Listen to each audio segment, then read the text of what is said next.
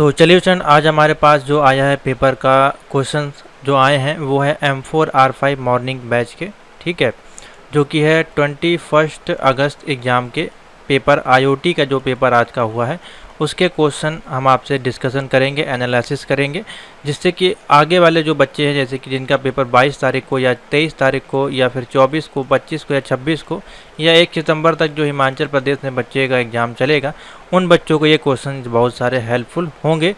तो आपको जो एनालिसिस की वीडियो यहाँ पे अपलोड की जा रही हैं सारी यहाँ पे अवेलेबल हैं, वीडियो सेक्शन में चले जाइएगा और ईज़िली यहाँ पे आपको सारी वीडियोस मिल जाएंगी। देखिए यहाँ पे सब अवेलेबल हैं। M1 और M2 की मैं एक साथ सोल्यूशन डाल रहा हूँ। 20 अगस्त का पेपर ये अवेलेबल है। M3 का 20 अगस्त का पेपर, IoT का 20 अगस्त का पेपर, ठीक है। M1 M2 का 19 अगस्त का पेपर, ठीक है, और M3 का ये आपका है 19 अगस्त का, और यहाँ पे IoT का आपका पेपर लगा हुआ, ठीक है। तो सारे ही पेपर हैं यहाँ पे हमने सोल्यूशन कर दिए हैं, ऐसा कोई पेपर नहीं है। 19 तारीख का, 20 तारीख का सब यहाँ पे अवेलेबल हैं। और साथ ही आपको जो क्वेश्चंस की तैयारी करनी है S ग्रेड के लिए हमारा टारगेट है आपका कि पेपर नॉलेज इतना ईजी खुद ही बना रहा है कि आप लोग ईजिली उसको क्रैक कर सकते हैं। यहाँ पर चले जाइएगा प्ले में, देखिए यहाँ पर प्ले अवेलेबल है जुलाई एग्ज़ाम के लिए M4 की। इसको इधर करेंगे तो आ जाएगा M3, M2, M1, ठीक है। सभी की प्लेलिस्ट यहाँ पे अवेलेबल है जो कि फ्री ऑफ कॉस्ट आप इसको एक्सेस कर सकते हैं। और पेपर हो जाने के बाद आपको इस व्हाट्सएप नंबर पे मैसेज करना है या इस टेलीग्राम पे मैसेज कर सकते हैं या वीडियो के किसी भी वीडियो में कमेंट में आप क्वेश्चन बता सकते हैं। और साथ ही आपके लिए 150 रुपीज़ का ऑफ़र आपके लिए चल रहा है। IoT के MCQs का यहाँ पर अवेलेबल है। IoT हो या फिर अदर कोई भी मॉड्यूल हो आप परचेज़ कर सकते हैं, ठीक है। तो व्हाट्सएप पर आपको मैसेज करना है। तो चलिए अब हम क्वेश्चन का डिस्कशन करते हैं। कुछ इस प्रकार से है, और चैनल पर नया तो प्लीज़ सब्सक्राइब जरूर कर लीजिएगा और वीडियो को लाइक शेयर ज़्यादा से ज़्यादा कर दीजिएगा। और कितने क्वेश्चन आप करके आए हैं या फिर जो आने वाले बच्चे हैं उनके लिए काफ़ी ज़्यादा यहाँ पर प्रैक्टिस भी उनकी हो जाएगी। तो क्वेश्चन इस बार जो पूछे गए हैं, आज का पेपर थोड़ा सा हार्ड हम लेवल करेंगे, 20% पेपर हार्ड है। नए क्वेश्चंस आपको देखने को मिलेंगे, ठीक है। तो जो क्वेश्चन हमको प्राप्त हुए हैं उनका मैंने एनालिसिस किया, ठीक है, उनको डिज़ाइन किया, रीडिज़ाइन किया, क्योंकि बच्चे तो लिख के भेज देते हैं, मैंने उस प्रकार से नहीं, पूरा PDF आपके लिए बना देते हैं, इसीलिए जिससे कि हमको भी हेल्पफुल रहे और आपको भी जब हम बाद में क्वेश्चन प्रोवाइड करें तो यही PDF हम आपको MCQ सेट में भी ऐड कर देंगे। तो process of identifying any individual, ठीक है, प्रोसेस क्या है, क्या प्रक्रिया किसी आइडेंटिफाई करने के लिए किसी भी इंडिविजुअल को, तो आप उसमें क्या प्रक्रिया लगा सकते हैं और उसको आइडेंटिकेट कर सकते हैं। जब आप ऑथेंटिकेशन वहाँ पे लगा देंगे आइडेंटिफिकेशन के लिए, तो पर्टिकुलर आपका जो भी इंडिविजुअल होगा, पर्टिकुलर क्यू में जो भी लोग होंगे, सबका ऑथेंटिकेट आपका होता जाएगा और वो वेरीफाई होता जाएगा, ठीक है। तो इसलिए ऑप्शन बन जाएगा ऑथेंटिकेशन, ठीक है। बहुत अच्छा क्वेश्चन है ये आपका। नेक्स्ट क्वेश्चन पूछा गया है process of keeping track of user activity. ऐसा कौन सा प्रोसेस है जिसको हम ट्रैक करते हैं यूज़र एक्टिविटी के लिए। तो देखिए ऑप्शन दिए गए हैं ऑथेंटिकेशन, ऑथरिंग और ऑथराइजेशन और अकाउंटिंग। तो जाहिर सी बात है अकाउंटिंग एक ऐसा प्रोसेस है, ठीक है, जिसको कि हम यूज़र एक्टिविटी के लिए ट्रैक कर सकते हैं। तो यहाँ पे अकाउंटिंग ऑप्शन बन जाएगा, ठीक है। नेक्स्ट क्वेश्चन देखिए पूछा गया है secret word of number used for protection of devices is called. तो सीक्रेट वर्ड आपके जो होते हैं, आप किसी भी डिवाइस के प्रोटेक्शन के लिए यूज़ करते हैं, वो सीक्रेट वर्ड आपके क्या होते हैं, पासवर्ड ही तो होते हैं। तो डी ऑप्शन देखिए बन जाएगा इसमें, पासवर्ड। किसी भी डिवाइस का जो सिक्योरिटी वर्ड होते हैं वो होते हैं आपके पासवर्ड, ठीक है। तो यहाँ पे ऑप्शन में, ऑप्शन तो मैंने इसमें अपनी तरफ से ऐड किए हैं, आंसर आपका मैं बता रहा हूँ। हो सकता है वहाँ पे आंसर आपको हो सकता है वहाँ पे आपको दूसरे ऑप्शन मिले हों, ठीक है। The most common form of identification is, the most common कोई फॉर्म है जैसे कि लॉगिन फॉर्म है या यूज़र फॉर्म है, तो उसका ऑथेंटिकेशन करने के लिए सबसे मोस्ट कॉमन ऑथेंटिकेशन वहाँ पे क्या होता है, पासवर्ड ही तो होता है। यूज़र आईडी होती है या पासवर्ड होता है, ठीक है। तो यूज़र आईडी यहाँ पे दी नहीं गई है, तो ऑप्शन हो जाएगा पासवर्ड, ठीक है। नेक्स्ट क्वेश्चन देखिए पूछा गया है, काफ़ी अच्छा क्वेश्चन है। Standard port number for secure MQTT is, MQTT का सिक्योर पोर्ट नंबर पूछा गया। अब देखिए ये थोड़े से नए नए क्वेश्चन आपको देखने को मिल जाएंगे। पहला और दूसरे दिन का एग्जाम काफ़ी इजी आया है और आज का थोड़ा सा डिफिकल्ट आपको लग रहा होगा। तो 8883 यानी कि 8883 आप जो है पोर्ट आप करिए, 8000 883 आप इस प्रकार से भी बोल सकते हैं। तो 8883 जो इसका है पोर्ट होता है आपका स्टैंडर्ड पोर्ट MQTT का, ठीक है, जो कि सिक्योर होता है। और एक होता है नॉन सिक्योर। तो नॉन सिक्योर का भी पोर्ट मैं अगर आपको दिखाऊं यहाँ पे, तो चलिए मैं आपको गूगल करवा देता हूँ। तो देखिए यहाँ पे दोनों आपको ऑप्शन दिख जाएंगे अभी। तो देखिए एक आता है सिक्योर, एक होता है नॉन सिक्योर। तो सिक्योर का पोर्ट आपका ये है, नॉन सिक्योर का जो पोर्ट होता है वो शायद इसमें ना दिया हो। तो मैं अगर यहाँ पे सर्च करूँ नॉन सिक्योर, तो ये देखिए यहाँ पे आ जाएगा। तो देखिए सिक्योर का होता है 8883 और 443, और MQTT एंड HTTP का अगर देखें जो कि नॉन सिक्योर होता है, तो वो भी अगर मान लीजिए पूछा जाए तो 1883 और 80 आप बता सकते हैं, ठीक है। 80 आपका है HTTP का, और HTTPS का जो है 443 है, और MQTT का जो सिक्योर सॉकेट पोर्ट होता है 8883 है, और MQTT का नॉन सिक्योर जो होता है 1883 है, ठीक है। दोनों का आपको बता दिया। 4 क्वेश्चन यहाँ पे तैयार हो गए।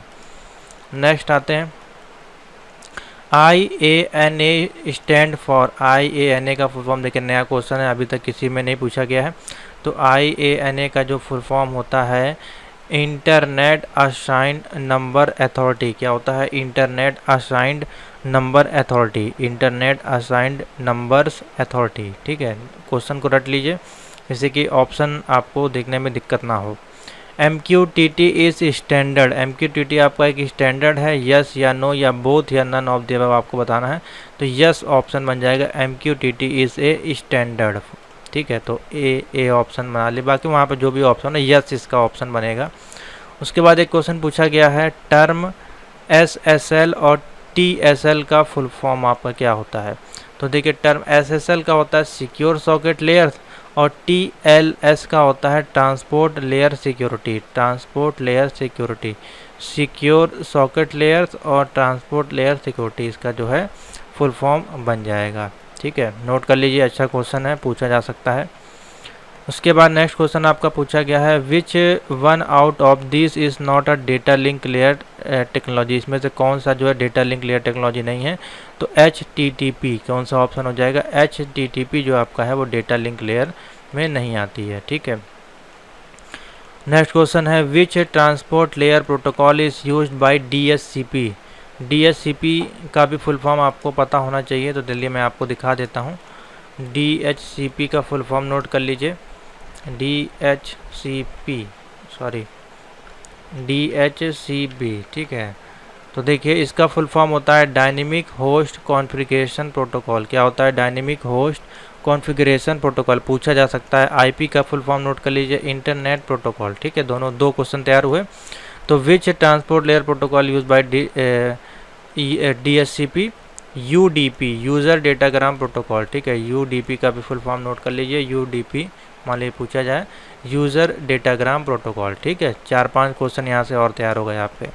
नेक्स्ट आ जाते हैं which layer is called a port layer in OSI model. OSI model में पोर्ट लेयर कौन सी होती है? Session layer. कौन सी लेयर होती है? सेशन लेयर जो होती है वो पोर्ट लेयर कहलाती है। इसमें कि सारे पोर्ट वगैरह कनेक्शन हम करते हैं, पोर्ट लेयर।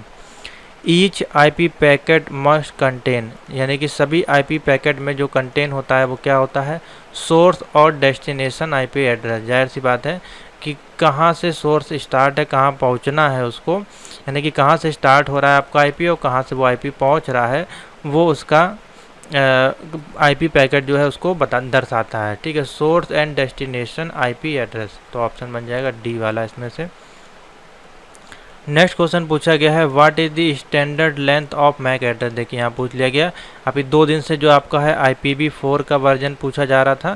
तो IPv4 का होता है 32 बिट, IPv6 का होता है 128 बिट, और मैक एड्रेस का होता है 48 बिट, ठीक है। मैं इतने दिन से आपके लिए बोला था, क्वेश्चन ये आपको मिल गया है, ठीक है। उसके बाद पूछा गया है what does VNC stand for. तो VNC का जो फुल फॉर्म होता है वर्चुअल नेटवर्क कंप्यूटिंग, ठीक है। ये मैंने इसमें शायद 2 में टिक कर दिया है, तो ए वाला नहीं होगा, virtual network computing. B option जो दिखाई दे रहा है वर्चुअल नेटवर्क कंप्यूटिंग, इसका जो है ऑप्शन बनेगा, ठीक है। नेक्स्ट क्वेश्चन पूछा गया है बहुत अच्छा advance question, frequency band used by 802.11 AH standard. 802.11 आपका क्या है, वाईफाई का एक स्टैंडर्ड है, ठीक है। तो वो कितने गीगाहर्ट्ज़ आपका जो है वो फ्रीक्वेंसी लेता है।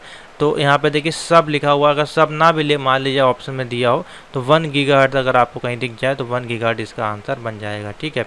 तो सब आप जोड़ लीजिए, सब 1 गीगाहर्ट्ज़, ठीक है। तो ये वाला ऑप्शन इसमें बन जाएगा C. HTTP resources are located by. HTTP का जो रिसोर्सेज होता है वो आपका यूनिफॉर्म रिसोर्स आइडेंटिफायर होता है। क्या होता है, यूनिफॉर्म रिसोर्स आइडेंटिफायर, या URL भी आप इसको कह सकते हैं, यूनिफॉर्म रिसोर्स लोकेटर।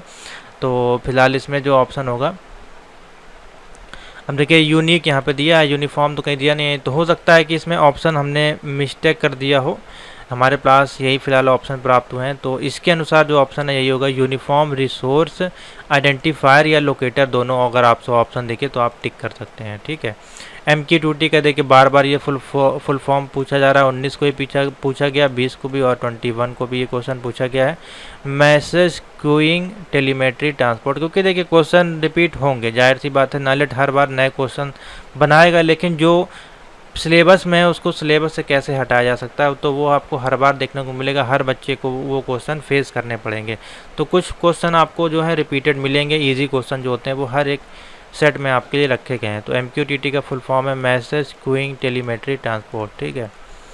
नेक्स्ट है the Arduino board is also called a microcontroller. Arduino board आपका जो होता है उसको हम माइक्रो कंट्रोलर भी कहते हैं, ठीक है।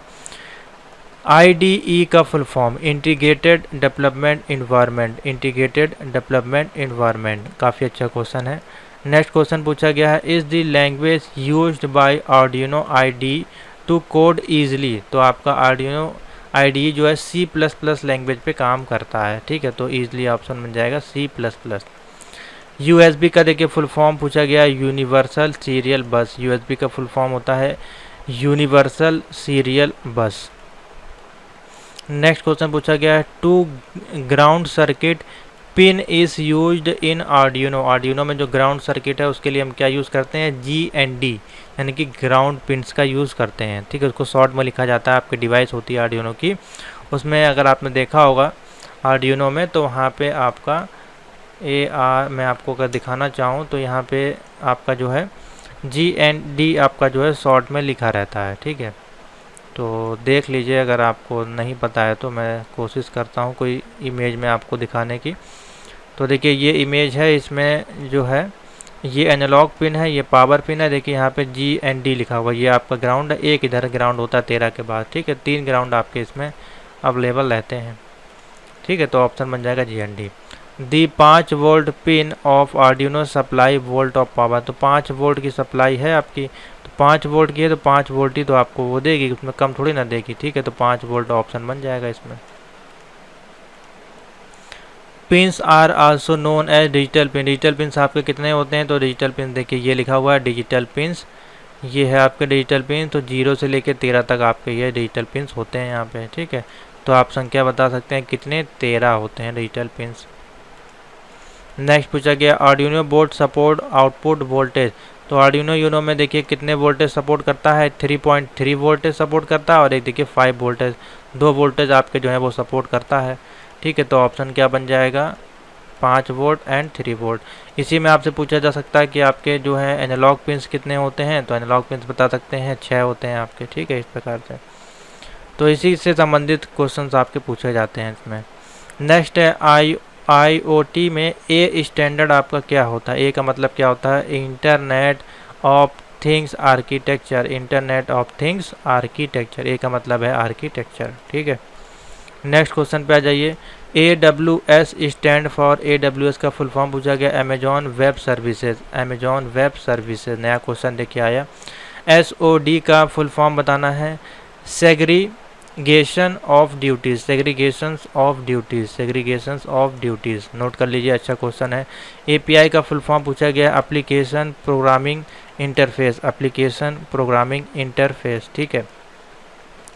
Structure of a letter has 4 point, choose the correct option. ठीक है, कोई स्ट्रक्चर ऑफ लेटर, उसमें 4 पॉइंट कौन कौन से होते हैं, उसकी बॉडी होती है, क्लोजिंग और उसकी हेडिंग। ठीक है, तो सी ऑप्शन बन जाएगा इसमें से।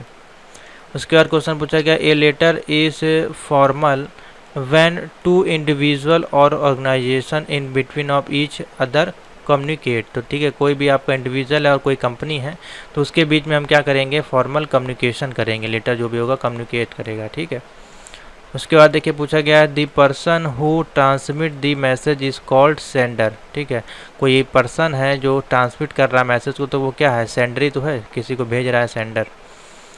ठीक है, connect the sender to the receiver, कोई सेंडर और रिसीवर को कनेक्ट करने वाला क्या होता है, चैनल होता है। ठीक है, कोई चैनल है जो कनेक्ट करता है सेंडर को रिसीवर से।